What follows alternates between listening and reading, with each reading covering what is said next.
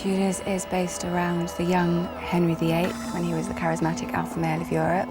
It's focusing on the younger version of him, his friends, his court. It's not quite a king that we're aware of. He was described as the handsomest prince in Christendom. He would be like a heavy metal kind of rock god. Showtime presents an extraordinary look at King Henry VIII in the all-new original series, The Tudors. I have a son gone! Can you hear me? Golden Globe winner Rhys Meyers leads a cast of royal characters in presenting a side of the Tudor king that you've never seen before. I love the characters. I'm embedded with them, I'm invested in them, I identify with them. You've got the Hans Holbein image, portraits of Henry, and that's how people saw him. They wanted a fresh, sort of youthful impetuousness to this Henry. We have a young man who inherits power at a very young age, absolute power. Henry is a young man. He has an appetite for war.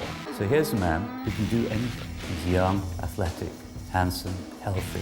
What did he do? That is an exciting premise. You can imagine what it was like 500 years ago. You are a god. I believe these are all just causes for war! I think Henry is like Jonathan, and Jonathan is like Henry as a young man. My character is Charles Brandon. He is confidant of the king, and King Henry and Charles grew up together. And so they're very close friends. You know, played sport all the time, hunting, jousting.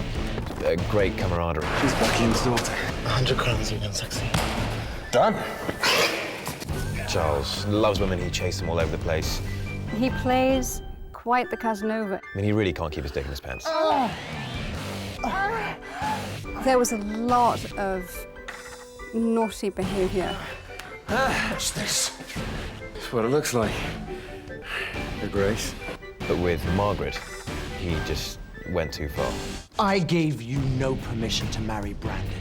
Don't cross the king, because a king cannot look a fool. I beg you to forgive your miserable servant. The Tudors is a completely fresh view of King Henry. He really was this man of incredible power and what the image of what a king would be.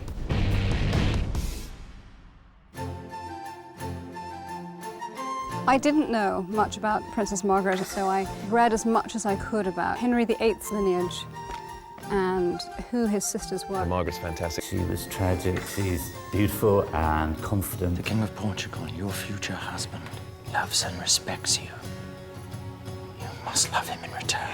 There was a lot of selling off women to eradicate problems, which is very telling of the society that we're playing, which I find a little distasteful. Come ajuda de Deus! Jonathan Key's bringing something to Henry VIII that I would never have conceived of myself. I play a guy called Nivert, Anthony Nivert. He is one of Henry VIII's friends. There's basically four of us, like a brat pack. Henry was a king, he was a celebrity. He liked to have this sort of rat pack around him. You couldn't ask for a better place to be the best friend of the king. There's never a boring day in the kingdom. Wherever they are, that's where the party is. What we were trying to portray, the great times that they have and the riches that they can spend and the women that they can sleep with. His rat pack could occasionally go too far. You have to keep your head above water. Yeah! You've got to play the game. Will you forgive me? You didn't hurt me. You can't hurt me. No. It was dangerous to go too far with Henry.